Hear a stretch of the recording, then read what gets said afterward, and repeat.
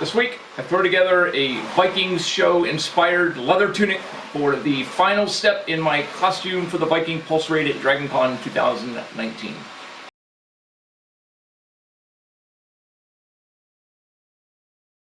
So I deviated from the all-leather aspect. There is elastic up each one of the sides to give me just a little bit more room and keep the vest a little tighter forming to my chest. In case I have a little too much meat at the Pulse Raid, I wanted to make sure that this still fit the next day. And I chose to use Velcro up the front on the left side. Figured the left side was hidden behind my shield. I was originally going to put it on the back, but I couldn't reach it, and I wanted one costume that I could get in and out of by myself. Started this project out with some 9 or 10 ounce weight leather that I picked up for another project, and it's actually been sitting around for a long time, so I figured it would be perfect for this. It's fairly low grade leather, so it had a lot of imperfections and marks. Going to work out perfect for a Viking vest. Once I had everything cut out, I used a wing divider to mark some reference lines that I'm going to use to punch holes for the shoulders eventually. I cut some lighter weight leather into 4-inch strips, and these are going to be the pieces that go on the shoulders.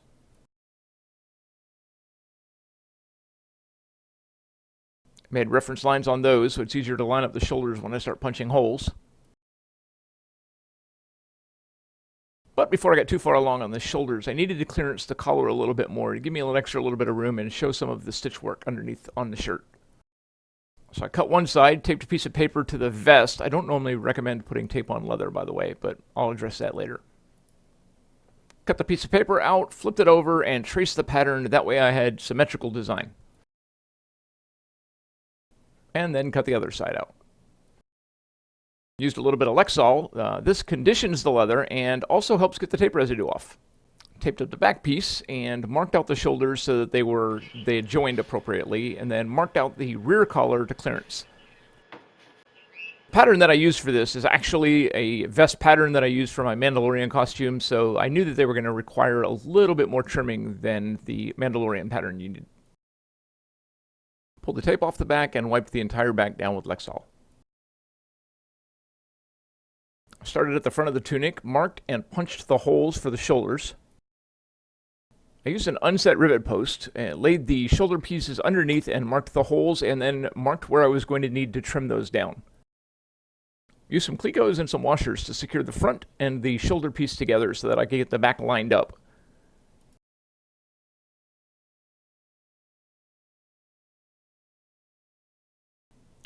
Measured, marked, and punched the holes in the back. Then transferred those to the shoulder pieces and punched those holes.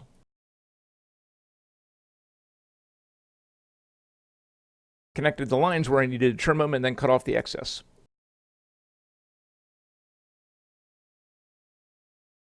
One rivet, then used an awl to scribe some light lines that I could use as a guide for my contact cement. Use a Q-tip, smeared both sides with contact cement, let it set up for a couple minutes until it was just past tacky, and then used a longer rivet post to align the holes and squeeze everything together.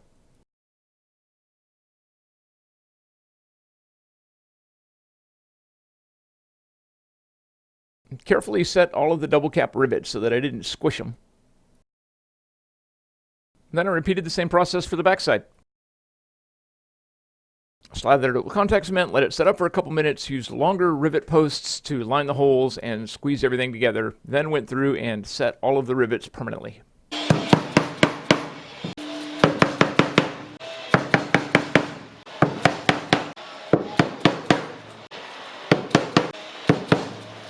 Cut another 3-inch strip of that same lightweight leather that I used for the shoulders, and I'm going to use this for the fasteners that hold the sides together.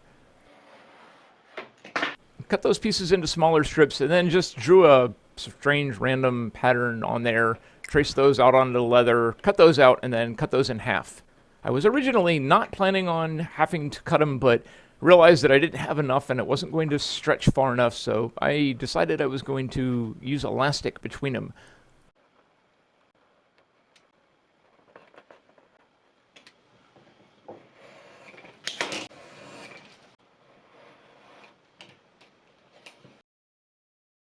Once I had them all cut out and sanded, I wet them down with water a little bit and used a grooving tool to groove the edges. This serves no real purpose other than a little bit of decoration. That's way too much water. And when I was done with the groover, I went through and beveled all the edges.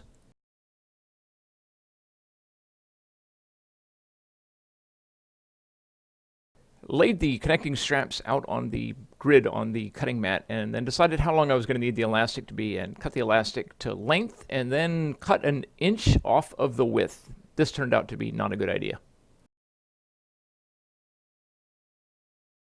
I then used sewing machine to sew the elastic straps to the leather connecting pieces. Took some industrial sticky back Velcro and cut them to length for the leather pieces, and then went through and stuck them on there. Once I had them stuck on there, trimmed away the excess around the leather.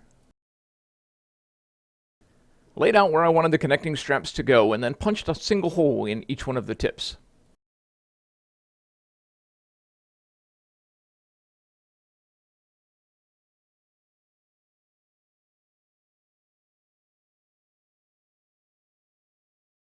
Pieces back in place, transferred a mark, punched a hole, and then set a rivet, just one, in each one of them.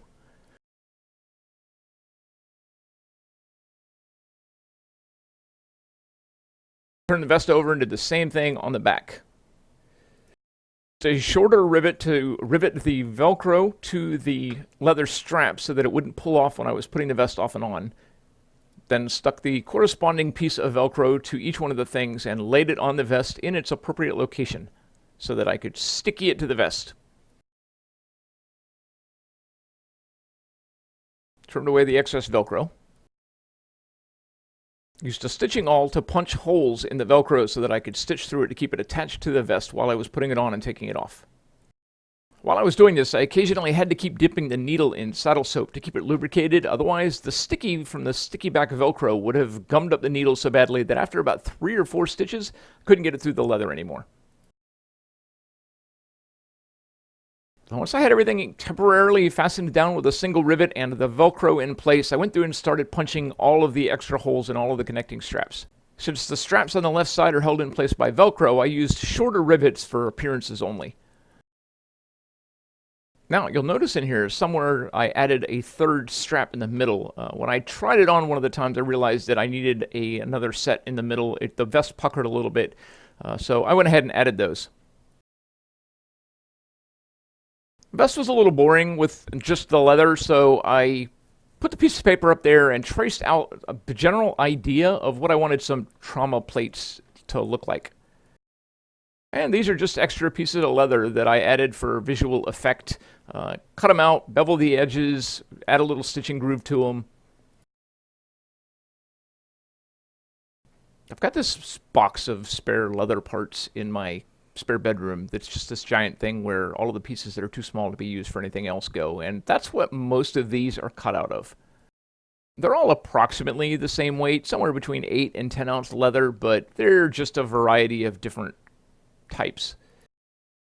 And from there I worked my way down the vest. I stuck a piece of paper to the vest, drew something, cut it out, grooved it, edged it.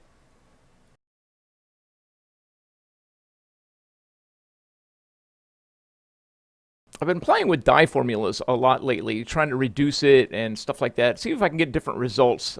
This is a 50-50 alcohol and Phoebings Pro dye, and it's really, really difficult to get a uniform, consistent color. I really need to work on my dye technique. Anyways, once I had everything dyed, I laid the trauma plates on top of the leather and used an awl to scribe lines around it so that I can put contact cement all over everything. Contact cemented the first 4 pads, let it set up for a few minutes, and then very carefully flipped it over and stuck them together.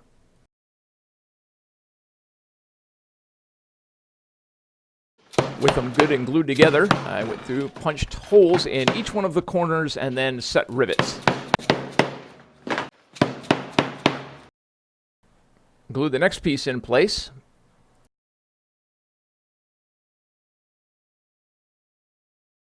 Punch holes, set rivets, rinse, repeat.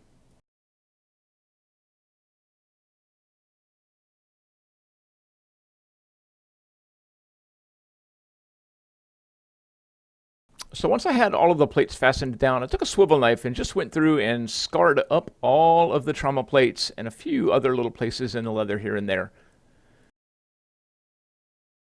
And from there it was on to the antiquing. Used a light brown antique and just went through, did a couple of trauma plates at a time, layered it on there and wiped them off. You notice the white spots on the different pieces are where I got a little sloppy with the contact cement. Pretty much seals the leather and locks you out from dyeing and antiquing or any of that stuff. I got a solution for that. But first, on to the edging. Took some Phoebing's Black Pro Dye and just went through and very carefully brushed the edges black and used it to darken up the areas where I wasn't able to get the dye in real well around the different pieces. Trauma plates edged, I used a Sharpie to go through and touch up the areas that I had left the dye. It just darkens them up a little bit so they don't stand out quite as badly. It makes them look like dirt or something like that. Or maybe bloodstains? It is, after all, a Viking tunic. And finally, I went through and edged the entire tunic with black. And the leather vest completes my costume for the 2019 DragonCon Pulse Raid and for the 2019 DragonCon Parade. We will be marching Saturday morning with the Atlanta Vikings cosplay group. Really looking forward to that. Have a great week.